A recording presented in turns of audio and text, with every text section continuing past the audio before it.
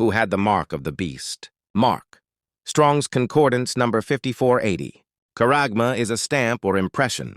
Definition is a stamp, impression, mark, image, or idol. The Greek translation. We can see that the mark is an impression left. This is not limited to a physical mark. It can also be a spiritual mark. It can also be an image that is also not limited to the physical. Example. The son was a spitting image of his father. It can be an image or likeness of something else. Beast. Strong's Concordance number 2342. Therion is a wild beast. Definition is a wild beast, fiendish beast, snake. In other words, you can say the mark of the beast is the image or likeness of the snake. Let's discover what Scripture says about a mark using the word. Exodus, or Shemot, chapter 31, verse 12 and 13. Then Yahuah said to Moses, "Say to Zuri'Al, you must observe my Shabbat. This will be a sign between me and you for the generations to come, so you may know that I am Yahuah who makes you set apart." Sign. Strong's Concordance number 226. Auth is a sign or mark. Definition is a sign, mark, symbol, seal. Let's follow the trail throughout Scripture. The following passages are scriptures that contain information on sign, marks, symbols, and seals. Revelation chapter 7, verse 2 and 3. And I saw another angel ascending from the east, having the seal, mark, of the living, Yahuah. And he cried with a loud voice to the 4 messengers, to whom it was given to hurt the earth and the sea, saying, Hurt not the earth, neither the sea nor the trees, till we have sealed the servants of Yahuah in their foreheads. Here we see that not only does the beast have a mark, but Yahuah has a mark, or seal, as well. What is the mark of Yahuah? You often hear about the mark of the beast, but how often have you heard of the mark of Yahuah? Let's keep going and find out what this mark is.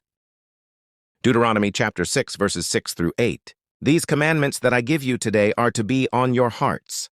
Impress them on your children. Talk about them when you sit at home and when you walk along the road, when you lie down and when you get up. Tie them as symbols on your hands, and bind them on your foreheads. Deuteronomy chapter 11, verses 16 through 21. Be careful, or you will be enticed to turn away and worship other gods and bow down to them. Then Yahuwah's anger will burn against you, and he will shut up the heavens so that it will not rain, and the ground will yield no produce, and you will soon perish from the good land Yahuwah is giving you. Fix these words of mine in your hearts and minds. Tie them as symbols, marks, on your hands, and bind them on your foreheads. Teach them to your children, talking about them when you sit at home, and when you walk along the road, when you lie down and when you get up. Write them on the doorframes of your houses and on your gates, so that your days and the days of your children may be many in the land Yahuwah swore to give your ancestors, as many as the days that paradise is above the earth. The mark of Yahuwah is his commandments. We are supposed to make the word a mark that we guide our lives by. We are called to guard the commands, all 10.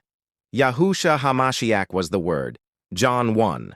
When HaMashiach, the Messiah, was asked, "What is the greatest commandment?" Yahushua explained that it was love.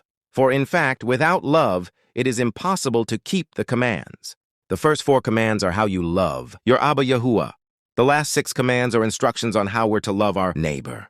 Without the law, we wouldn't have a concept of what love even was. Romans chapter 13, verses 8 through 10.